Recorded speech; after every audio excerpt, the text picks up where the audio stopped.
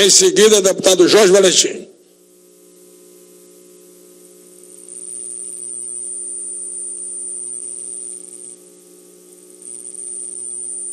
Senhor presidente, eu me inscrevi hoje para destacar, em primeiro lugar, um requerimento de nossa autoria que trata da questão do serviço de verificação de óbitos lá no Cariri. Esse serviço, que foi uma iniciativa do governo federal ainda em 2006, estimulou para que fosse implantado em vários municípios, estados brasileiros.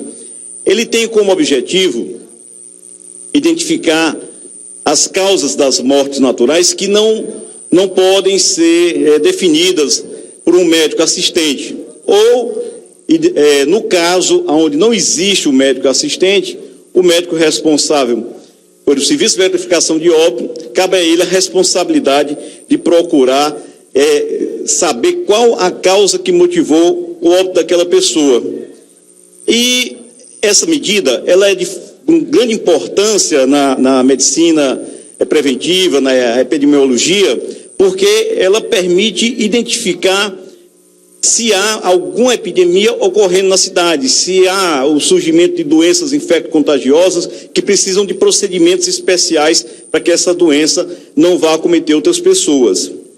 No entanto, esse serviço que já existe lá no Cariri, ele vem funcionando com alguns problemas e que provoca uma situação de grande incômodo e sofrimento para as famílias mais pobres que não dispõem de um médico particular, de um médico conhecido, para fazer um atestado de óbito por ocasião do falecimento de morte natural de um ente de sua família, que chegam a esperar muitas vezes horas, quase um dia, às vezes até mais, para que o seu falecido da família seja atendido e que seja emitido a declaração de óbito para que possa ir para o velório e fazer posteriormente o enterro.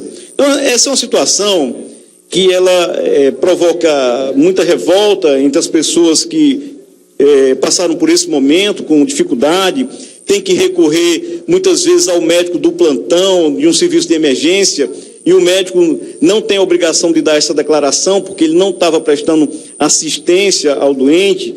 Às vezes, no próprio hospital, quando o paciente chega a morrer, quando é recém-admitido no hospital, também não há obrigação de que seja feito esse atestado. Aí o corpo do falecido vai para o serviço, e se é um fim de semana, a situação fica realmente muito constrangedora para a família. Então, é uma reclamação generalizada. E a gente viu que aqui em Fortaleza ocorreu uma experiência exitosa, aonde foi implantado uma espécie de atendimento móvel e chegou a atender um número importante de pessoas e que uma equipe se deslocava até o local da ocorrência, na casa da família, e podia fazer a verificação muitas vezes sem precisar que o corpo fosse necropsiado. Aqueles pacientes de mais idade que morrem de morte natural, que não precisam realmente submeter a um estudo mais apurado.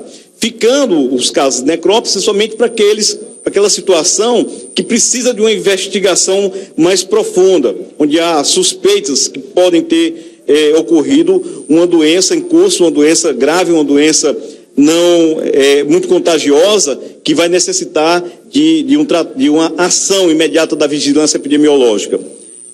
Essa medida é importante, mas o que eu quero colocar no nosso requerimento é que a Secretaria de Saúde do Estado e as secretarias dos municípios, elas façam um consórcio para que lá na região do Cariri seja criado um plantão permanente, de tal forma que esses casos sejam solucionados com a maior brevidade possível. Não existe um momento mais doloroso nas nossas vidas do que aquele momento em que você perde um ente querido, em que morre uma pessoa da sua família. Essa é uma situação extremamente dolorosa para todos nós, porque eu tenho sempre dito, repetido essa frase, que acho muito forte, muito oportuna: por mais tarde que a pessoa morra, a família sempre vai achar que ainda não era hora. e que querem ter um momento especial com o falecido para prestar as últimas homenagens.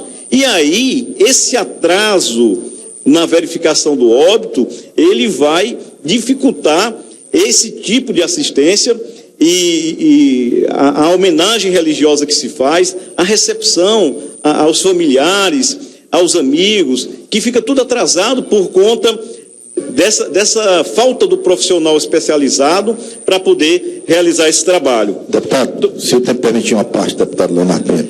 Claro que sim, deputado. Então, deputado Leonardo, em diversos momentos, e talvez Vossa Excelência, que é médico, já tenha passado por isso também, nós somos demandados, nós somos solicitados por familiares que estão aflitos, que estão angustiados, que sabem, se deixarem que o corpo do falecido vá para o serviço de verificação de óbito, vão receber de volta o corpo, muitas vezes, se for no fim de semana, entrar num sábado, vão receber na segunda-feira.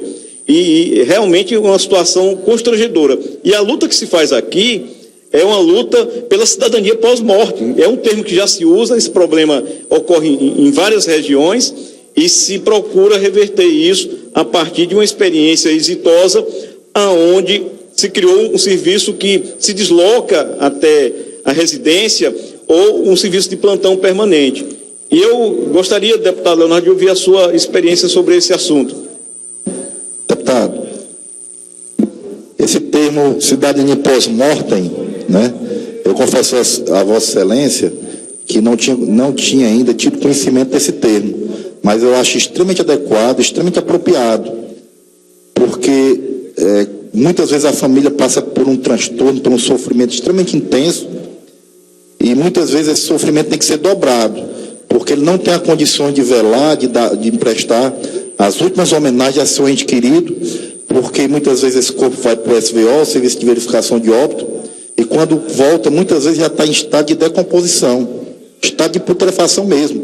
Tem que enterrar muitas vezes, vamos dizer, às pressas, porque já está devido a esse estado avançado, muitas vezes com mau cheiro, a família não tem nem mesmo a condição de velar seu ente querido. Então, eu costumo dizer que ela sofre em dobro.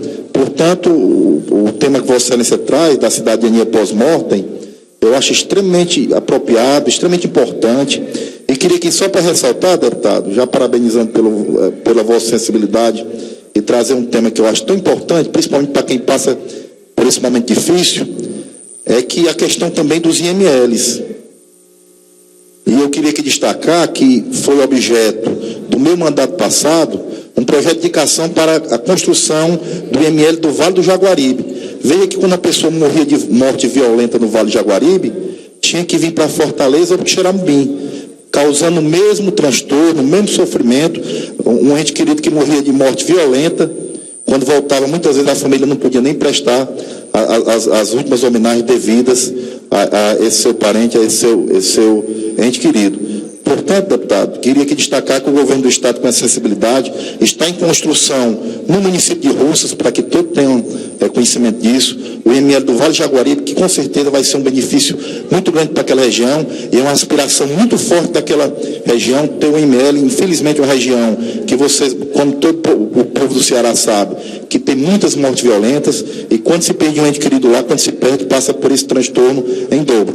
Portanto, deputado, só parabenizar a sensibilidade que tem Vossa Excelência de trazer um tema tão importante para as pessoas quando estão passando por um momento tão difícil, que é a perda do seu familiar, do seu parente, do seu pai, do seu filho, enfim, do ente querido.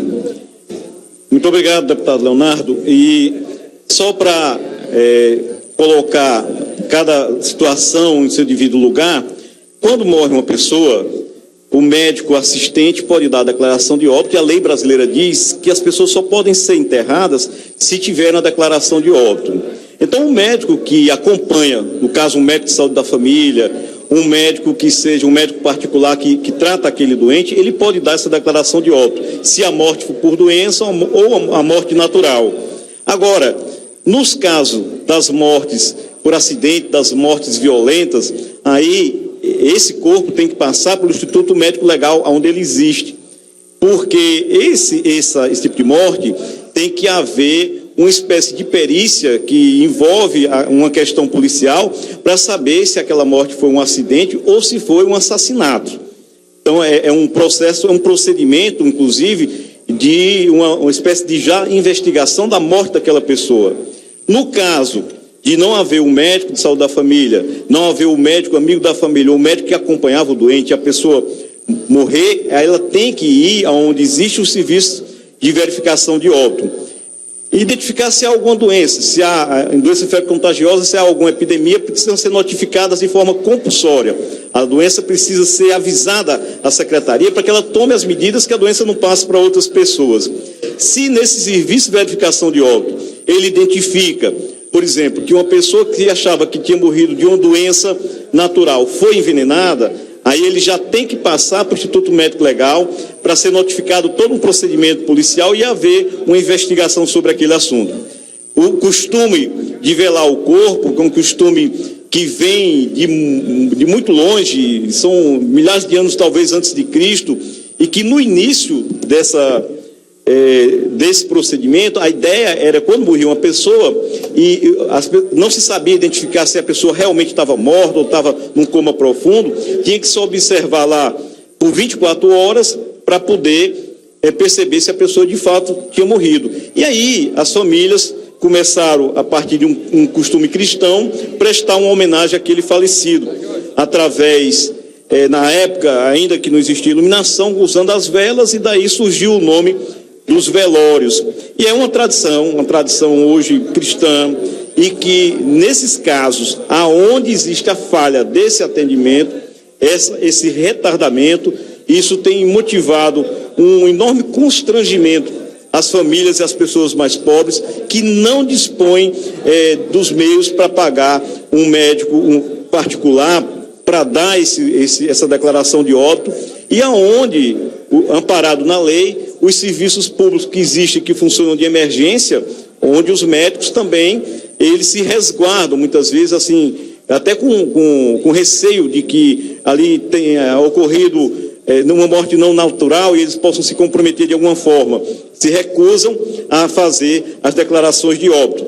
Então, esse era o assunto que eu trouxe inicialmente, e aqui, rapidamente, eu quero destacar também uma proposta de lei que está vindo para essa Casa Legislativa, que é da Defensoria Pública do nosso Estado, aonde se propõe fazer alguns melhoramentos que são da maior importância para assegurar que aquele pobre, aquele trabalhador e trabalhadora que não tem condição de contratar o seu advogado, que ele tenha uma assistência e um acompanhamento jurídico.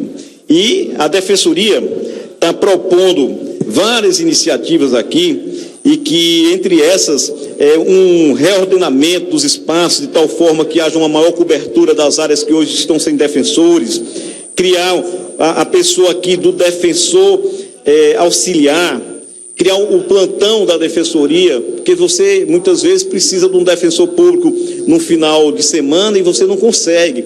Eu tive recentemente contato com algumas pessoas lá em Juazeiro que precisaram ajuizar uma ação para receber um remédio de alto custo, que é uma necessidade extremamente urgente, ou um procedimento cirúrgico muitas vezes, e não tinham como pagar o advogado e precisavam de um auxílio de um defensor e não tiveram acesso, estavam com dificuldade de acesso ao defensor para ajuizar essas ações. O defensor, ele vai tanto auxiliar aquela pessoa que não pode pagar o advogado em uma ação que a pessoa vai promover, como também na defesa dessa pessoa, quando essa pessoa não tem condições de pagar o seu advogado. E aí, são algumas medidas. A Defensoria Pública do Estado que está implantando isso. A Defensoria realizou, o ano passado, 530 mil atuações de âmbito judicial e extrajudicial, e 220 mil atendimentos. Você vê a importância e o alcance desse trabalho, mas que ainda deixa uma grande área do Estado descoberta. A Defensoria Pública do Estado do Ceará está presente em 47 municípios do Estado. Então, veja bem, são 184 municípios, a gente tem aí 25% só dos municípios que estão sendo cobertos com esse trabalho. A implantação da função do defensor auxiliar será um reforço para a atuação no Estado.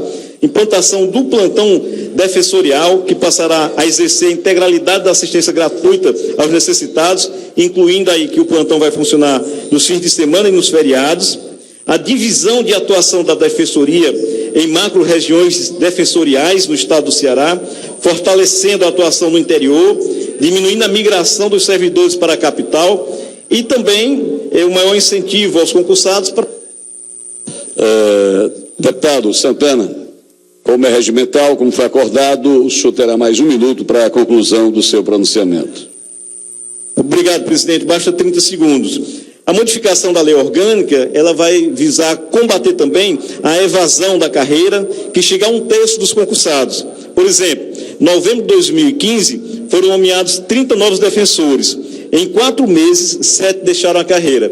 Então, realmente é oportuno essa medida, esse projeto de lei, e nós queremos nos somar à Defensoria nessa iniciativa e acredito que, sem dúvida nenhuma, esse projeto receberá o apoio unânime dessa Casa Legislativa. São essas minhas palavras, senhor presidente. Muito obrigado.